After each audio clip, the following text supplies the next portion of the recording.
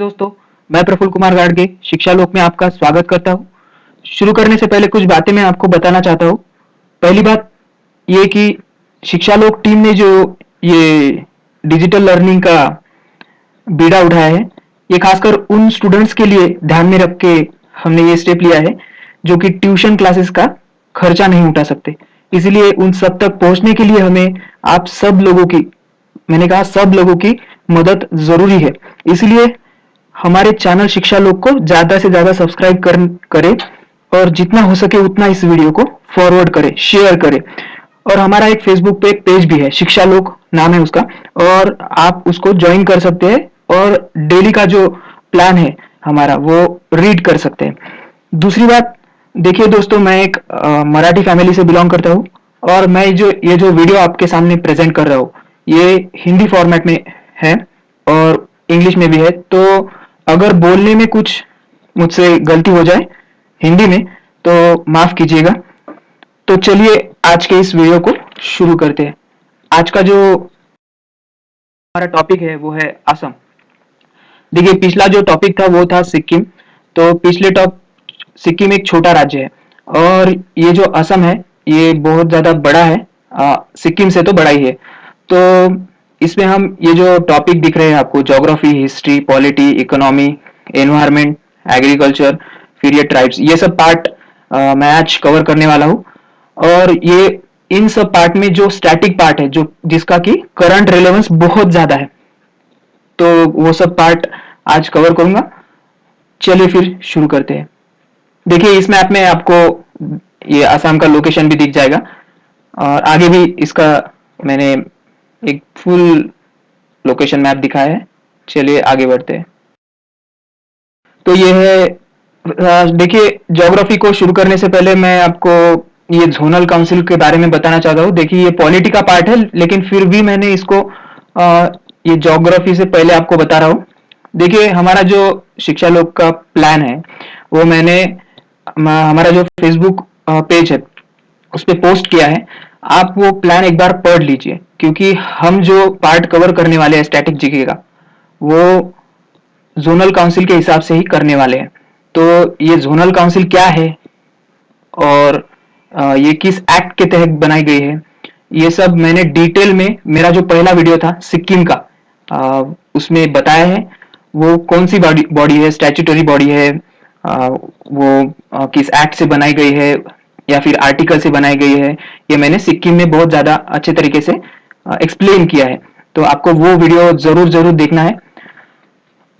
और फिर interstate council के बारे में भी मैंने आपको उसी वीडियो में बताया है, तो आपको सिक्किम का वीडियो जरूर देखना है। देखिए, आज हम बात करने वाले हैं असम की। तो ये असम जो है ये नॉर्थ ईस्टर्न जोनल काउंसिल में आता है। देखिए, टोटल जोनल काउंसिल 6 है। ये नॉर्दर्न है, ये सेंट्रल, फिर एक मिनट रुकिएगा। देखिए, ये नॉर्थ है, ये सेंट्रल है, ये ईस्टर्न है, ये वेस्ट है, ये साउथ है। 1 2 3 4 5, ये पहले 5 जो आए थे। फिर बाद में पहले ये स्टेट रीऑर्गेनाइजेशन एक्ट के तहत ये 5 बनाए गए थे। फिर ये जो नॉर्थ ईस्टर्न है ये बाद में बनाया गया है। यहाँ की जो स्पेशल प्रॉब्लम है, नॉर्थ ईस्ट का बहुत ज्यादा स्पेशल प्रॉब्लम है, आपको पता ही होगा। तो इसके तहत ये 1970 में 71 में बनाया गया था। तो इसमें जो आते हैं ये 7 सिस्टर आते हैं। 7 सिस्टर किनको कहते हैं? ये असम, अरुणाचल प्रदेश, मणिपुर, मेघालय, मिजोरम, नागालैंड, त्रिपुरा, इनको 7 सिस्टर कहते हैं। अगर इनमें सिक्किम ऐड किया जाए तो इनको 8 सिस्टर भी कह सकते हैं। तो ये सिक्किम इसमें कब ऐड हुआ था? 2002 में। ये 23 दिसंबर 2002 को इसमें ऐड हुआ था। तो आपको अगर नॉर्थ ईस्टर्न काउंसिल या फिर जोनल काउंसिल और इंटरस्टेट काउंसिल क्या है, आर्टिकल 263 क्या है, ये आपको पता करना है तो सिक्किम का वीडियो जरूर देखिए मेरा। ये मैंने वहां पे बहुत ही अच्छे तरीके से समझाया है। चलिए आगे बढ़ते हैं। आज भी हम लोकेशन से ही शुरुआत करने वाले हैं। तो ये देखते हैं लोकेशन, ये है असम। ये यहाँ पे देखिए, ये बहुत बड़ा इसमें अरुणाचल प्रदेश है। देखिए, नॉर्थ ईस्ट में 2 बड़े राज्य हैं, एक है असम और एक है ये अरुणाचल प्रदेश। आज हम असम के बारे में देखने वाले हैं। तो देखिए इसका जो बॉर्डर स्टेट है ये है मेघालय, फिर यहाँ पे अरुणाचल प्रदेश, ये नॉर्थ में अरुणाचल प्रदेश, फिर इधर ये है मणिपुर, ये है मिजोरम, और ये जो आपको दिख रहा है ये यहाँ पे ब्लैंक है।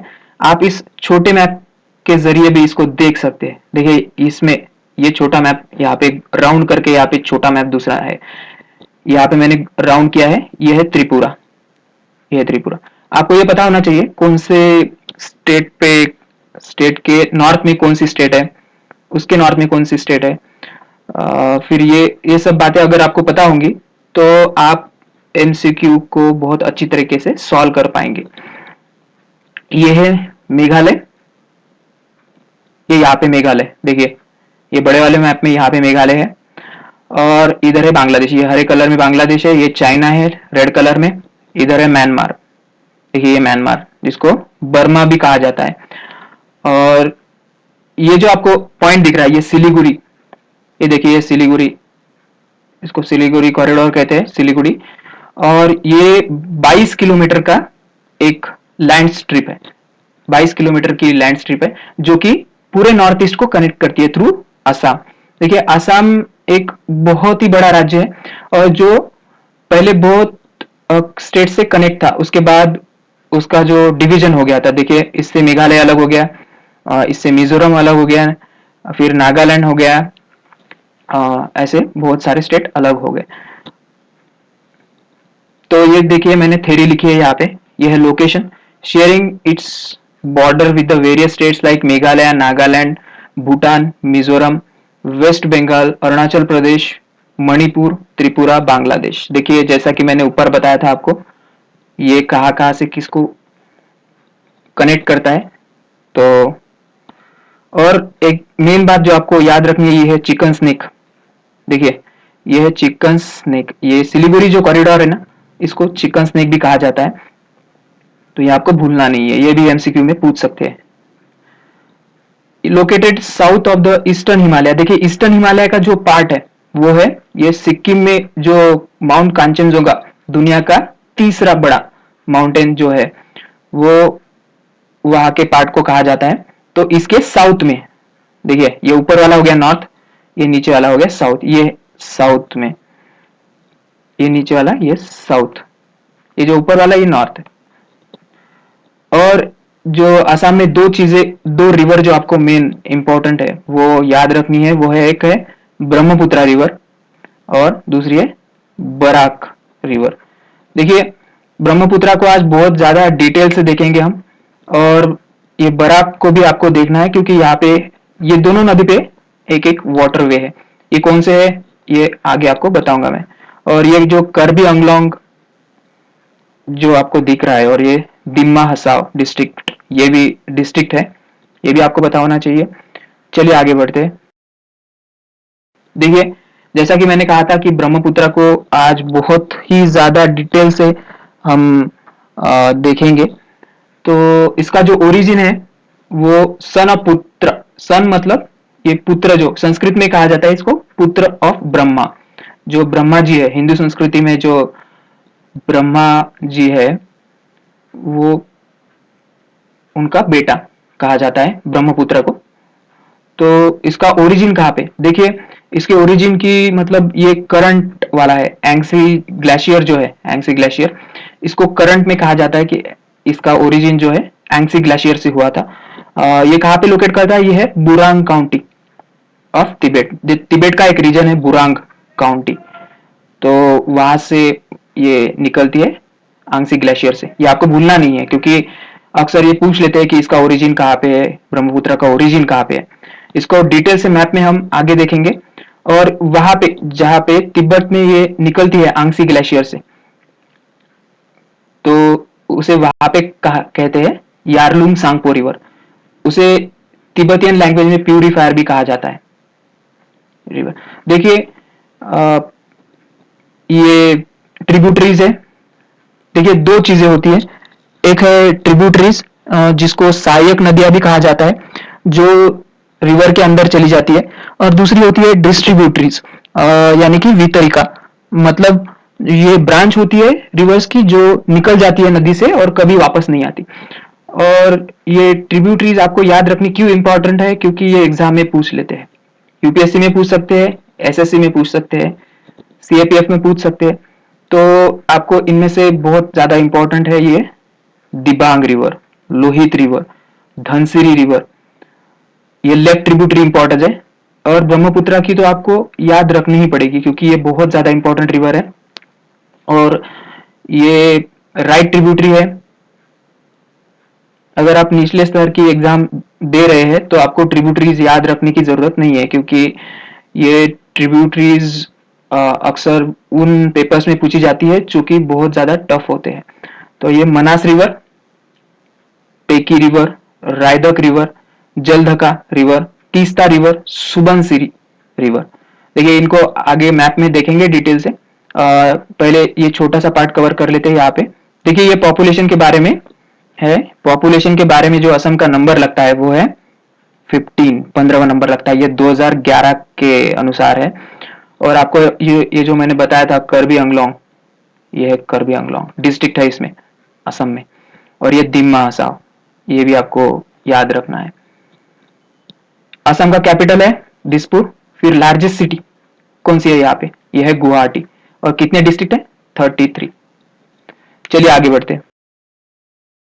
ये जो मैप दिख रहा है आपको, ये मैंने पिछले वीडियो में भी, सिक्किम के वीडियो में भी दिखाया था आपको। तो उसमें मैंने तीस्ता रिवर के बारे में बताया था। इस बार हम ये जो रिवर है ब्रह्मपुत्रा, इसके बारे में डिटेल से जानेंगे। देखिए यहाँ से ये निकलती है। देखिए पहले इसको चेमायंगदुंग ग्लेशियर कहा जाता था, लेकिन अब इसको यांगसी ग्लेशियर कहा जाता है, जहां से ये ब्रह्मपुत्रा निकलती है। तो ये चेमायुंगदुंग ग्लेशियर वहीं पे एक लेक मानसरोवर है। ये भी आपको भूलना नहीं है, वो तिब्बत में है। और जहां से ये निकलती है वहां पे इसको कहते हैं यारलुंग झांगपो रिवर, सांगपो भी कहा जाता है इसे। और देखिए ये जो यारलुंग झांगपो और ये फिर ब्रह्मपुत्रा, फिर जमुना और सियांग, ऐसे बहुत सारे नाम हैं इसके ब्रह्मपुत्रा के। ये आपको याद रखना पड़ेगा क्योंकि अलग अलग रीजन में ब्रह्मपुत्रा के अलग अलग नाम है। तो आपको ये याद रखना पड़ेगा। फिर ये वहां से निकलती है यांगसी ग्लेशियर से, चेमायंगदुंग ग्लेशियर से। तो और वो भारत में आती है अरुणाचल प्रदेश से, अरुणाचल प्रदेश में आती है। फिर अरुणाचल प्रदेश में इसको कहते हैं सियांग रिवर, सियांग, यहाँ पे इसको कहते हैं सियांग रिवर। और फिर ये अरुणाचल प्रदेश से होके फिर असम में आ जाती है। असम में इसको एक नाम है, इसका नाम है बुरलुंग बुथुर, बुरलुंग बुथुर नाम है इसका। इसको बोडो पीपल जो होते हैं असम के, वो कहते हैं। और फिर ये इसको ये सुबनसिरी कनेक्ट करती है। फिर ये लोहित जो अरुणाचल प्रदेश से आती है वो भी इसको असम में कनेक्ट करती है। फिर ये इसको तीस्ता भी कनेक्ट करती है, इसकी ट्रिब्यूटरीज है एक तीस्ता। और फिर ये बांग्लादेश में जाती है। देखिए ये बांग्लादेश में जाती है तब इसका नाम चेंज हो जाता है, इसका नाम है जमुना हो जाता है। देखिए गंगा का नाम पद्मा है, ये आपको भूलना नहीं है। बांग्लादेश में गंगा का नाम पद्मा होता है। और ब्रह्मपुत्र का जो नाम है वो बांग्लादेश में वो है जमुना। तो ये आपको भूलना नहीं है। देखिए मैंने बताया था कि बराक रिवर, ये भी है, ये यहाँ पे है बराक रिवर। इस पे एक वाटरवे भी है, ब्रह्मपुत्रा पे भी एक वाटरवे है। आगे इसको डिटेल से देखेंगे। तो चलिए आगे बढ़ते हैं। देखिए ये कुछ थ्योरी है जो आपको पढ़ लेनी है। देखिए हमने हमारे जो वीडियो है बहुत ही ज्यादा नोट्स फ्रेंडली बनाए हैं। मतलब कि आपको ये इसका जेरोक्स भी निकाल सकते हैं, आप प्रिंट भी निकाल सकते हैं और आप रिवीजन के टाइम पे पढ़ भी सकते हैं। या फिर वीडियो को 3-4 बार देखिए, जितना हो सके ज्यादा से ज्यादा बार देखिए ताकि आपकी रिवीजन हो जाए। आप जितनी ज्यादा बार एक ही चीज को देखेंगे वो उतना ही ज्यादा आपको याद में रहेगा। तो ये ब्रह्मपुत्रा जब असम में आती है तो इसको बोडो पीपल बुरलुंग बुथुर कहते हैं। The source of the river was earlier thought to be, देखिए अर्लियर का मतलब होता है पुरातन काल में इसको कहा जाता था कि ये चेमायंगदुंग ग्लेशियर से निकलती है which cover the slope of Himalaya. देखिए ये हिमालय का ही पार्ट था। और ये जहां से निकलती थी वहां के साउथ ईस्ट से पे ये जो लेक मानसरोवर है, इसका भी नाम आपको याद रखना है, लेक मानसरोवर, तिब्बत में है ये। देखिए Brahmaputra enters in the India in state of Arunachal Pradesh, और वहां पे क्या कहता है, सियांग। और फिर क्या कहते हैं इसे, जब ये पहाड़ से निकलकर फिर नीचे आती है, जमीन पर आती है, ग्राउंड पर आती है, तो इसे दिहांग भी कहा जाता है, दिहांग। देखिए ये दिबांग जो है ना, ये इसकी ट्रिब्यूटरीज है, रिवर है। और फिर ये लोहित रिवर भी इसकी ट्रिब्यूटरीज है, असम वाली के जस्ट हेड में इसको ज्वाइन करती है। देखिए रिवर कॉल्ड ब्रह्मपुत्र, देखिए असम में इसको लोहित के नीचे, लोहित रिवर के नीचे इसको ब्रह्मपुत्र कहा जाता है। और enter the state of Assam becomes very wide as well as 10 kilometres in a part of Assam. देखिए ये हो गया ब्रह्मपुत्र के बारे में, आपको इसके बारे में पढ़ लेना है बहुत अच्छी तरीके से और बार बार रिवाइज करना है। तो ये है माजुली आइलैंड। देखिए इसके बारे में आपको पता होना ही चाहिए, इसका बहुत ज्यादा करंट रिलेवेंस है, और इसको माजुली भी कहा जाता है। और ये भारत का ही नहीं, दुनिया का सबसे बड़ा लार्जेस्ट रिवर आइलैंड है, और इसको Guinness book of world record ने भी माना है। और एक बात देखिए, ये जो डेट है 8 सितंबर 2016, 8 सितंबर 2016 को क्या हुआ था कि ये जो माजुली आइलैंड है, ये फर्स्ट आइलैंड डिस्ट्रिक्ट इसे घोषित कर दिया था भारत सरकार ने, और ये कंट्री का फर्स्ट आइलैंड डिस्ट्रिक्ट है। तो चलिए आगे बढ़ते हैं। ये है कांचनजुंगा। देखिए इसके बारे में बहुत ही ज्यादा डिटेल में मैंने वो सिक्किम वाले वीडियो में कवर किया है, आपको वो देख लेना है। कांचनजुंगा जो है वो वर्ल्ड का तीसरा सबसे बड़ा माउंटेन है। सबसे पहला कौन सा है? सबसे पहला है माउंट एवरेस्ट। दूसरा कौन सा है? K2, जिसे क्योगिर भी कहा जाता है। तो ये आपको सिक्किम में आपको इसका डिटेल में मिल जाएगा, सिक्किम वीडियो में। कांचनजुंगा जिसकी हाइट है 8,586 मीटर। और ये यहाँ का भी ब्रह्मपुत्र जो बेसिन है, इसके तट के बेसिन पे जो ये है सबसे बड़ा पीक, वो है कांचनजुंगा। चलिए आगे बढ़ते हैं। देखिए मैं आपको ये एयरपोर्ट्स बता रहा हूँ असम के। तो ये है लोकप्रिय गोपीनाथ बोरदोलोई इंटरनेशनल एयरपोर्ट। देखिए ये एयरपोर्ट्स है, ये बहुत ही ज्यादा छोटे एग्जाम में पूछ सकते हैं, और बड़े एग्जाम में इसको मेरे ख्याल से तो कोई अभी का जो सिलेबस है उनमें नहीं पूछेंगे। लेकिन ये ग्रुप, अगर आपको एयरपोर्ट्स याद रखने हैं यहाँ के, तो ये लोकप्रिय गोपीनाथ बोरदोलोई इंटरनेशनल एयरपोर्ट गुवाहाटी में है, ये आपको याद रखना होगा। देखिए जो लोग हैं जो बहुत ही ज्यादा डीप में पढ़ना चाहते हैं, देखिए मेरा ये पर्सनली कहना है कि आप बहुत ज्यादा डीप में पढ़िए, क्योंकि कंपटीशन इतना ज्यादा हो गया है कि अगर आप डीप में नहीं पढ़ेंगे तो फिर आपका सिलेक्शन होना बहुत ज्यादा मुश्किल में है। तो आपको डीप में पढ़ना है। तो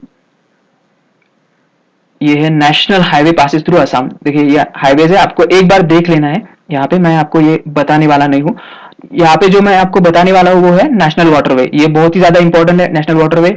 आपको पहले 5 या फिर पहले 4 नेशनल वाटरवे आपको पता होने ही चाहिए, क्योंकि ये मैच द पेयर में आ सकते हैं, MCQ में आ सकते हैं, और ऐसा भी आ सकता है कि ये कौन से रिवर पे है। तो नेशनल वाटरवे 2 के बारे में देखते हैं हम आज। तो ये है धुबरी टू सादिया। देखिए ये है धुबरी और ये है सादिया, और ये कौन सी नदी पे है? ये है ब्रह्मपुत्र नदी पे। कितने किलोमीटर का है? ये 891 किलोमीटर का है। Dhubri to Sadiya national waterway 2 on Brahmaputra river पे है। और देखिए ये दूसरा जो है ये बराक रिवर पे है। ये दो नदियां असम में बहुत ही ज्यादा इंपॉर्टेंट है, ब्रह्मपुत्र और बराक रिवर। तो ये बराक रिवर पे नेशनल वाटरवे 6 है, जो कि लाखीपुर से बंगा को कनेक्ट करता है, जो 121 किलोमीटर का है, और ये स्टेट्स जो सर्व करता है। देखिए ये आपने याद नहीं भी रखा तो भी चलता है। तो आपको सिर्फ वाटरवे के ये कौन से नंबर का है, कौन से नदी पे है, और फिर कहां से कहां तक है, ये आपको याद रखना ही है। चलिए आगे बढ़ते हैं। हिस्ट्री में मैं ज्यादा कुछ कवर करने वाला नहीं हूँ, क्योंकि ये बहुत बड़ा टॉपिक है, बहुत वास्ट है। अगर आपको कुछ इसके बारे में एक्स्ट्रा जानना है तो आप मुझे कमेंट कर सकते हैं, सजेस्ट कर सकते हैं। फिर भी मैं आज आपको कुछ छोटे छोटे पॉइंट बताने वाला हूँ। अगर आपने पेन और बुक आपके साथ है तो ये पॉइंट आप लिख सकते हैं। देखिए, Assam divided into several state since 1970। देखिए, आसाम एक बहुत बड़ा राज्य था और इसको फिर डिवाइड कर दिया गया था, क्योंकि यहाँ के जो ट्राइबल पीपल है उनको अपना खुद का एक राज्य चाहिए था। इसलिए भारत सरकार ने 1963 में पहली बार नागा हिल्स के जो डिस्ट्रिक्ट है उनको 16वां राज्य करार कर दिया था, घोषित कर दिया था, जो कि नागालैंड से आज हम जानते हैं। और फिर बाद में और खासी हिल, जयंतिया हिल और गारो हिल। ये देखिए, ये खासी हिल्स, जयंतिया हिल्स और गारो हिल्स, ये जो हिल्स है ये मेघालय की बहुत ही ज्यादा इंपॉर्टेंट हिल्स है। और इसको 1972 में क्या हुआ था कि मेघालय में भी एक सेपरेटिस्ट मूवमेंट जागृत हुई थी और फिर इसे सेपरेट स्टेट घोषित कर दिया था 1972 में। फिर 1972 में, उसी साल 1972 में अरुणाचल प्रदेश में भी same kind of separatist movement उठी थी। और फिर अरुणाचल प्रदेश और मिजोरम को, जहाँ की मिजो हिल्स है, उनको सेपरेट कर दिया गया था और उनको सबसे पहले यूनियन टेरिटरीज का नामांकन दिया था। और फिर जो 1986 में है वो अरुणाचल प्रदेश और मिजोरम दोनों को फुल फ्लेज स्टेट घोषित कर दिया गया था 1986 में। देखिए, 1970 के बाद यहाँ पे जो है आर्म्ड सेपरेटिस्ट ग्रुप्स जो है, देखिए यहाँ पे अगर आपने उल्फा का नाम सुना होगा या फिर आपने एनडीएफबी, उल्फा मतलब United liberation front of Asom या फिर national democratic front of Bodoland, ये एनडीएफबी, ये दो जो ट्राइबल आर्म सेपरेट, इनके वेपन्स कैरी करते हैं, ये सेपरेटिस्ट मूवमेंट को लीड करते थे। 1970 के बाद इनका जो ग्रो है वो बढ़ते जा रहा था। इसीलिए 1990 में गवर्नमेंट ऑफ इंडिया ने क्या किया कि यहाँ पे इंडियन आर्मी को डिप्लॉय कर दिया, जिसके कारण इनका जो वजूद था वो कम होने लगा था।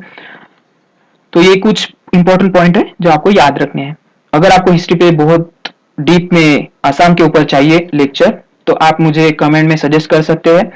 और ये जो एंशियंट मेडिवल, ये जो चार्ट दिख रहा है आपको, ये पूरा ये एंशियंट मेडिवल और ये फिर ब्रिटिश के काल में, कॉलोनियल काल में, तो इसमें अगर कुछ आपको याद रखना है तो ये अहोम किंगडम, ये आपको याद रखना है, ये 1826 तक रहा था।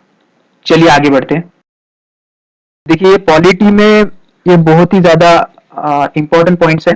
मैं हर वीडियो में ये कवर करूंगा और मैं इस प्रोसेस से जा चुका हूँ कॉम्पिटिटिव एग्जाम्स के, इसलिए मुझे ये बात पता है कि ये पॉइंट्स कितने इंपॉर्टेंट है। ये एक जगह पे इतने सब पॉइंट कलेक्ट कर पाना, आपको अलग अलग किताबें उठानी पड़ेंगी बड़ी बड़ी। तो असम के बारे में देख लेते हैं। इसके बारे में जो आर्टिकल है वो है 371B, special provision with respect to the state of Assam. देखिए, ये भी एक आर्टिकल है और एक जो आर्टिकल है जो ट्राइबल एरिया को ये करता है वो है 244A। देखिए, ये कब बना था? ये बना था 22वीं जो अमेंडमेंट थी, कॉन्स्टिट्यूशनल अमेंडमेंट 1969 में हुई थी। तो इसके बाद ये न्यू आर्टिकल डाल दिया गया था, पार्ट 10 ऑफ इंडियन कॉन्स्टिट्यूशन। और इसके वजह से क्या हुआ था? Formation of autonomous state comprising certain tribal areas in the state of Assam, creation of the local legislature and council of minister, both, मंत्रिमंडल भी फॉर्म कर दिया गया था। और एक आपको अमेंडमेंट याद रखनी है यहाँ पे, वो जो है कि ये 47th अमेंडमेंट 1984, ये भी आपको याद रखनी है क्योंकि इसी के वजह से लैंड रिफॉर्म्स जो असम में हुए थे, देखिए इसमें 14 लैंड रिफॉर्म्स हुए थे और फिर उसमें असम भी एक स्टेट था, इन 14 में असम भी था। तो ये भी आपको याद रखने हैं। 9th शेड्यूल में देखिए, शेड्यूल कॉन्स्टिट्यूशन का, इंडियन कॉन्स्टिट्यूशन का बहुत ही ज्यादा इंपॉर्टेंट पार्ट है अगर आपको शेड्यूल के बारे में पता नहीं है तो मैं आपको बताता हूँ कि अभी जो कॉन्स्टिट्यूशन है इंडिया का, उसमें 12 शेड्यूल है। देखिए, आपको एक फिर से कहता हूँ, आपको पेन और पेपर ले लीजिए हाथ में और सुनिए, मैं आपको 12 शेड्यूल के नाम बताने वाला हूँ और किस चीज से वो रिलेट करते हैं ये आपको बताने वाला हूँ। देखिए, पहला शेड्यूल जो है वो लिस्ट करता है स्टेट्स एंड यूनियन टेरिटरीज के बारे में बोलता है वो, और जो भी बाउंड्रीज में चेंजेस होते हैं तो वो ये पहले शेड्यूल में आता है। स्टेट्स या यूनियन टेरिटरीज के बाउंड्रीज में अगर चेंजेस हो गए तो ये फर्स्ट शेड्यूल में आता है वो। और फिर दूसरा शेड्यूल है, ये सैलरीज के बारे में बात करता है, ये वेतन के बारे में बात करता है।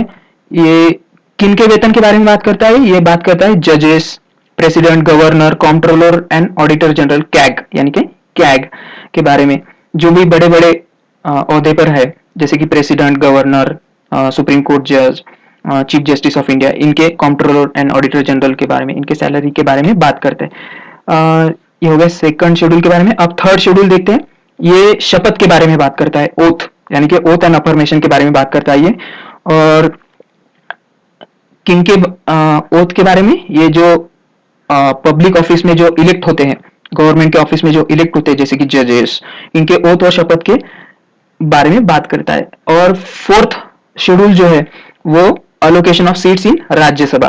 देखिए, जो स्टेट्स है और यूनियन टेरिटरीज है, इनके एरिया के अनुसार या फिर इनका जो पॉपुलेशन है, बहुत सारे ये होते हैं इसके पैरामीटर्स, तो इसके अनुसार राज्यसभा में कितने लोग जाएंगे, इसका जो allocation of seats in Rajya Sabha ये दिया है फोर्थ शेड्यूल में। फिर फिफ्थ में दिया है administration and control of schedule area. देखिए, पांचवा और छठवा शेड्यूल जो है वो schedule area and tribal area के बारे में है, लेकिन पांचवे में है जो administration of and control of schedule area and schedule tribes के बारे में।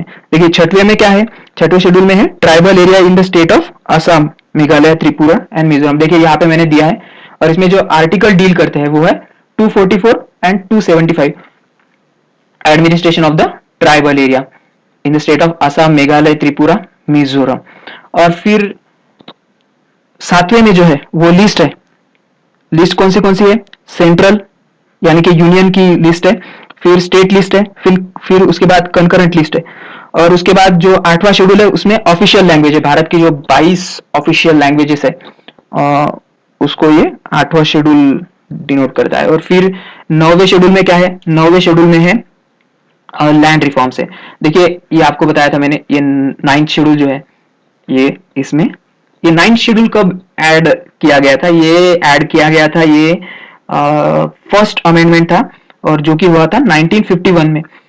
देखिए, 10th शेड्यूल जो है, इसके बाद 9th के बाद जो 10th शेड्यूल है वो 52nd अमेंडमेंट के द्वारा हुआ था, और वो किसके बारे में डील करता है? वो है anti defection law for member of parliament and member of legislative assembly. Anti defection law के बारे में है 52nd अमेंडमेंट, 10th शेड्यूल। और 11वां जो ये है शेड्यूल है वो 73rd अमेंडमेंट के द्वारा बनाया गया था, जिसके पंचायती राज पंचायत है 73rd अमेंडमेंट, 11th शेड्यूल। और फिर 12th जो शेड्यूल है वो है 74th अमेंडमेंट के द्वारा बनाया गया था, और म्युनिसिपैलिटीज को डिनोट करता है। देखिए, ये मैंने जो जितने भी आपको बताए हैं ये सब आपको बहुत ही ज्यादा इंपॉर्टेंट है, आपको रिवाइंड करके फिर से एक बार सुन लेना है। चलिए आगे बढ़ते हैं। फिर ये है लेजिस्लेचर, यानी कि यहाँ पे क्या है, कौन सा मंडल है? ये यहाँ पे है लेजिस्लेटिव असेंबली, विधानसभा। देखिए, यूनिकैमरल है, एक ही भवन है, और इसमें सीट्स कितने हैं? ये है 126 सीट्स। आगे देखते हैं, ये है हाईकोर्ट। हाईकोर्ट कौन से हाईकोर्ट के अधिकार क्षेत्र में ये असम आता है? तो ये है गुवाहाटी हाईकोर्ट। चलो आगे बढ़ते हैं। तो देखिए, आज हम इकोनॉमी भी देखेंगे। देखिए, सिक्किम में मैंने इकोनॉमी कवर नहीं किया था क्योंकि वहां पे मुझे कुछ ज्यादा इंपॉर्टेंस नहीं लगा इकोनॉमी का। यहाँ पे एक इकोनॉमी में आपको दो चीजें बहुत ही ज्यादा इंपॉर्टेंटली याद रखनी है। वो ये है कि ये जो असमोर अर्थनीति, ये एक बुक है, इसको इकोनॉमी ऑफ आसाम भी कहा जाता है, असमोर अर्थनीति। ये बुक किसने लिखी है? ये है प्रिंसिपल भावानंदा डेका। देखिए इनका नाम भी आपको याद रखना है और ये बुक का भी। देखिए बुक्स भी आपको याद रहनी चाहिए क्योंकि ये भी एमसीक्यू का ही एक पार्ट है, ये बहुत बार पूछ चुके हैं, तो ये आपको याद रखना ही है। तो ये कौन थे? भावानंद डेका, प्रिंसिपल भावानंद डेका। तो ये फर्स्ट आसामीज थे जिन्होंने इकोनॉमी एंड रिसर्च स्कॉलर थे ये आसाम के, और इन्होंने रिसर्च किया था इकोनॉमी पे आसाम में। और ये जीडीपी का कुछ स्टैटिस्टिक है जो आपको देख लेना है। फिर ये है टी। देखिए आसाम की दो चीजें बहुत ही ज्यादा इंपॉर्टेंट है, एक है टी और दूसरा है सिल्क। देखिए आसाम में जो आपको याद रखना है वो है ये कैमेलिया असामिका। देखिए ये क्या है? ये एक जाति है, ओन वेराइटी ऑफ टी, जो कि सिर्फ आसाम में मिलती है। ये पहले ये other than Chinese T variety camellia sinensis, माफ कीजिएगा, कैमेलिया सिनेसिस, सिर्फ इसके बाद सिर्फ आसाम में ही ये टी मिलती है, कैमेलिया असामिका। तो ये आपको याद रखना है। और आसाम का दुनिया को देन क्या है? तो ये उसका टी है, चाय है। आसाम की चाय बहुत ही ज्यादा फेमस है। और इसके अलावा इसमें क्या है? यहाँ पे क्या है? यहाँ पे क्रूड ऑयल और नेचुरल गैस की एक पब्लिक, यानी कि भारत सरकार की एक कंपनी है। वैसे तो चार ऑयल रिफाइनरीज है यहाँ पे। एक है गुवाहाटी में, दिग्बोई में, फिर नुमालीगढ़ में, फिर बोंगाई गांव में, और इसका एक कैपेसिटी भी है 7 MMTPA। इसका लॉन्ग फॉर्म मैंने यहाँ पे दिया है, देखिए। और ये पब्लिक सेक्टर कंपनी है जिसका हेडक्वार्टर है धुलियाजान। तो ये आपको याद रखना है, असमोर अर्थनीति by principal Babananda Deka and Assam tea जिसका नाम है कैमेलिया असामिका। चलिए आगे बढ़ते हैं। एनवायरमेंट में ये नेशनल पार्क बहुत ही ज्यादा इंपॉर्टेंट है, ये अक्सर पूछ लेते हैं। ये जो लिस्ट है ये आपको याद रखनी है। National park, Dibru Saikhowa national park, फिर काजीरंगा, ये बहुत ही ज्यादा इंपॉर्टेंट है काजीरंगा। फिर ये मनास, ये भी इंपॉर्टेंट है। ये नामेरी भी इंपॉर्टेंट है। और ये Rajiv Gandhi orange national park. देखिए इसका ये ईयर और एरिया आपने याद नहीं भी रखा तो भी चलता है, लेकिन आपको ये काजीरंगा के बारे में पता होना चाहिए, आपको ये मनास के बारे में पता होना चाहिए।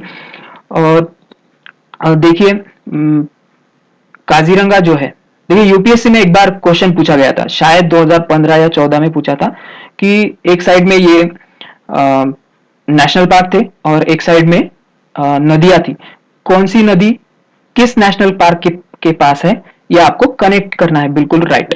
तो ये आपको पता होना चाहिए बहुत ही ज्यादा डिटेल में। तो देखते हैं काजीरंगा किसके किनारे पे है। ये है ब्रह्मपुत्रा नदी के। और यहाँ पे कौन सा जानवर पाया जाता है? यहाँ पे पाया जाता है वन हॉर्न इंडियन राइनोसरस, यानी कि एक सींग वाला गेंडा। देखिए ये यूनेस्को वर्ल्ड हेरिटेज साइट है। अगर आपको वर्ल्ड हेरिटेज साइट के बारे में पता नहीं है तो सिक्किम में मैंने यूनेस्को के बारे में दे दिया है, फिर भी आपको यहाँ पे मैं आपको बताने वाला हूँ यूनेस्को क्या है।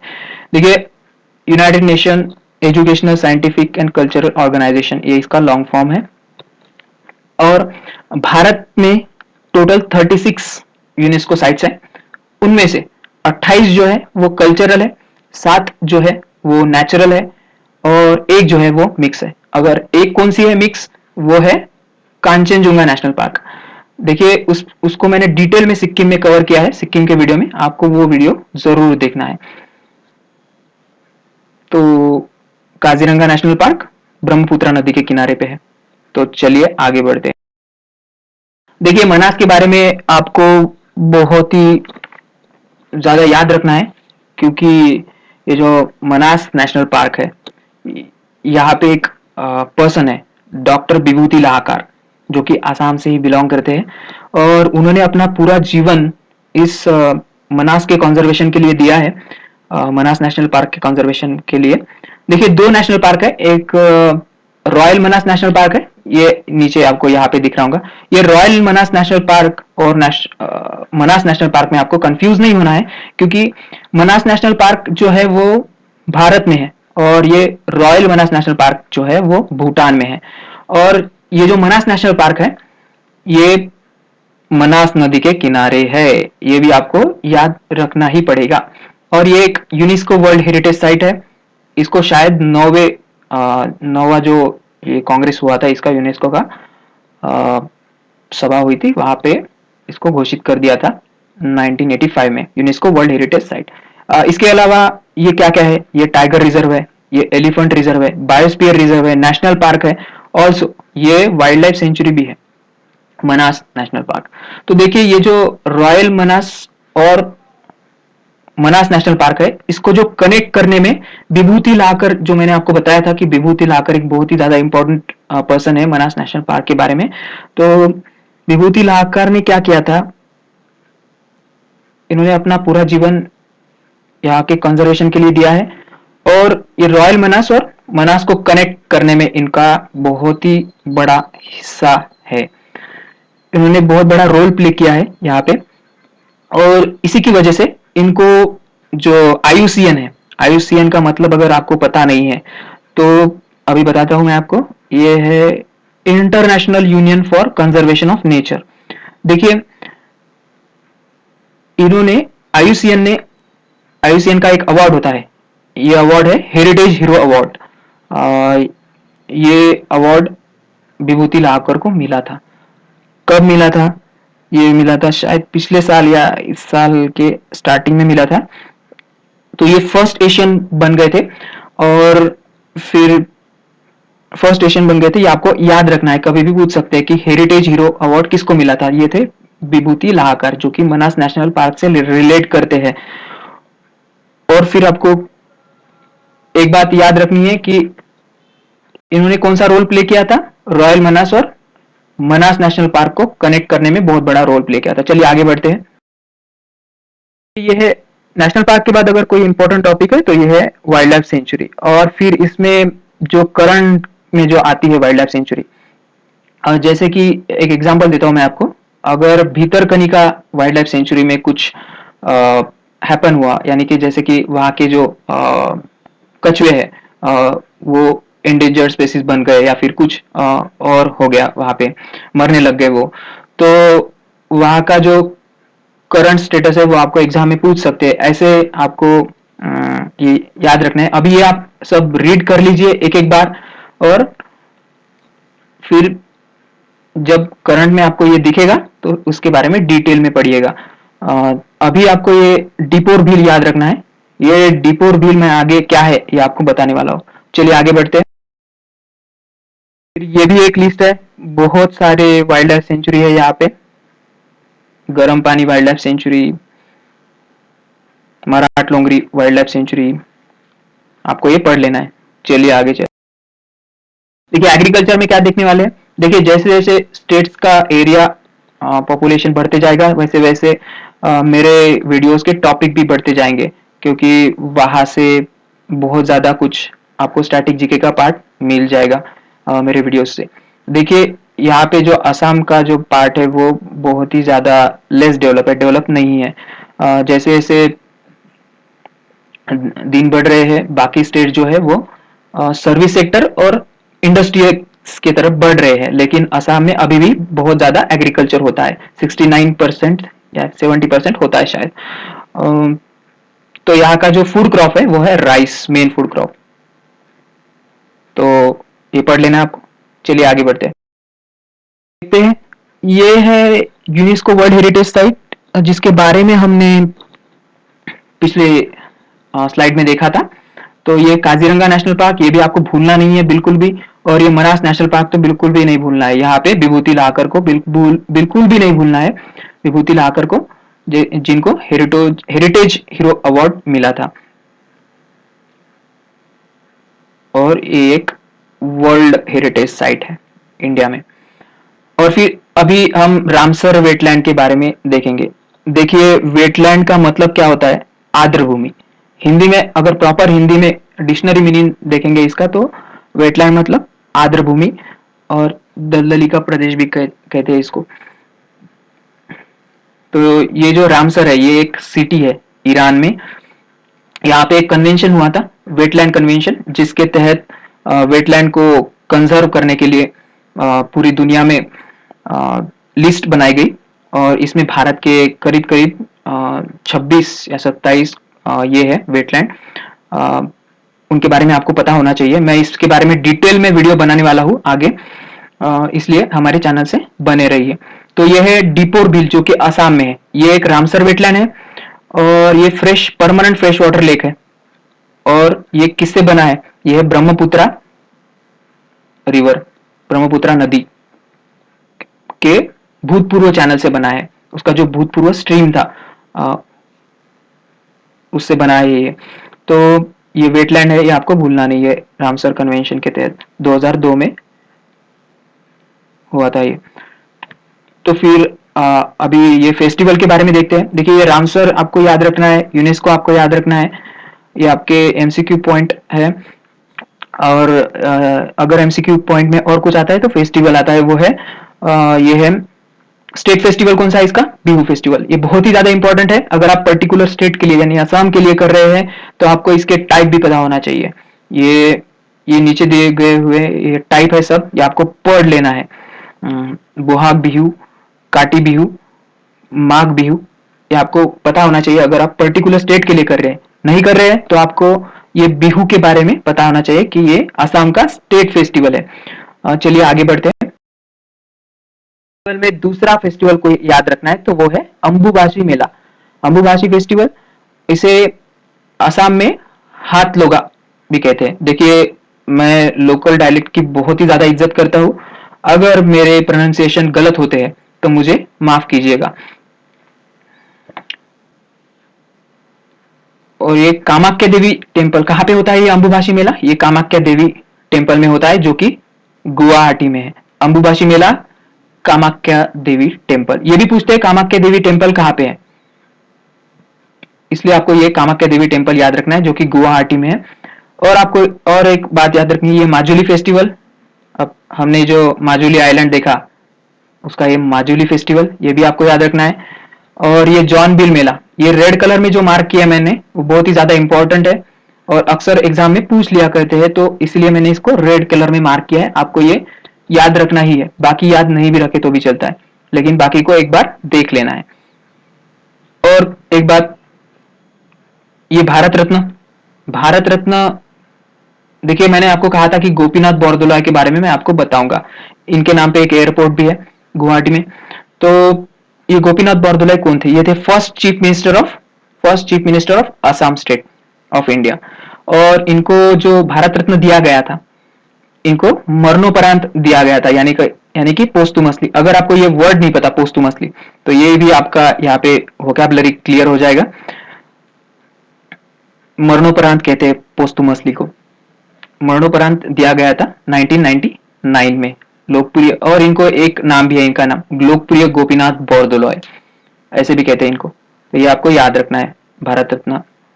और फिर ट्राइब्स जो है असम की, देखिए ट्राइब्स जो है उनमें आपको अगर याद रखना है तो वो है बोडो ट्राइब। और एक ट्राइब है जो आपको याद रखनी है, वो है मिशिंग ट्राइब। ये रेड कलर में जितने भी ट्राइब है वो आपको याद रखना ही है। देखिए, ये चकमा ट्राइब है। ये भी पूछ लेते हैं कि चकमा ट्राइब कहाँ से बिलोंग करती है, तो ये पता होनी चाहिए। ये यहाँ पे देवरी ट्राइब भी मिलती है। चलिए आगे बढ़ते हैं। देखिए, ये है सिंबल्स ऑफ असम। देखिए, अगर आप पर्टिकुलर स्टेट के लिए कर रहे हैं तो आपको ये वाले साइंटिफिक नेम, जो कि रेड कलर में मार्क है, ये साइंटिफिक नेम है, ये आपको पता होनी चाहिए। अगर आप नहीं कर रहे हैं तो आपको ये इसके नाम पता होना चाहिए कि पर्टिकुलर स्टेट में कौन सा एनिमल है, स्टेट एनिमल, स्टेट सिंबल, उसका स्टेट सिंबल कौन सा है। तो ये है डांस, इसका स्टेट डांस है बिहू फेस्टिवल, बहुत ही ज्यादा इंपॉर्टेंट है। और फिर ये बर्ड है व्हाइट विंग डक। देखिए, ये यहाँ पे है व्हाइट विंग डक। तो ये है फॉक्सटेल ऑर्चिड। एनिमल तो आपको अब तक पता ही चल गया होगा कि वन हॉर्न राइनोसेरस बहुत ज्यादा पाया जाता है यहाँ पे। दुनिया का 1/3 शायद यहीं पे है, काजीरंगा में। तो ये वन हॉर्न राइनोसेरस है, ये एक सिंग वाला गेंडा। और फिर ये बर्ड आपने देखा। फिर फ्लावर फॉक्सटेल ऑर्चिड, कोपो फूल भी कहते हैं इसे, ये है फॉक्सटेल ऑर्चिड। और ये ट्री है होलोंग ट्री, ये है होलोंग ट्री, देखिए इसमें देख पा रहे होंगे। और एक बात, यहाँ की जो रिवर है, स्टेट सिंबल है ये असम का, ये है ब्रह्मपुत्र रिवर। फिर है बी, और ये आपको डांस करते हुए दिख रहे हैं कुछ लोग, ये है बिहू डांस। तो चलिए, अगर आपको हमारे वीडियो पसंद आ रहे हैं तो हमारे चैनल को सब्सक्राइब करना, लाइक करना, शेयर करना मत भूलिएगा। याद रखिए, आपका एक राइट क्लिक हमें उन स्टूडेंट तक पहुंचने में मदद करता है जो कि ट्यूशन फी का खर्चा नहीं उठा सकते। आपको अगर किसी और टॉपिक पे वीडियो चाहिए तो आप मुझे पर्सनली प्रफुल्ल कुमार गाड़गे को कमेंट कर सकते हैं, मैसेज कर सकते हैं, या फिर आप हमारे पेज पे सजेशन दे सकते हैं हमें। या फिर और एक बात कि इस स्टैटिक जीके के बाद मैं बीच बीच में स्टैटिक बेसिक एमसीक्यू भी शुरू करने वाला हूँ। वो भी स्टेट्स का ही रहेगा, जैसे कि जोनल काउंसिल के डिवाइड किया है हमने जोनल काउंसिल में, तो वैसे ही रहेंगे ये। सो बने रहिए हमारे साथ। Thank you very much.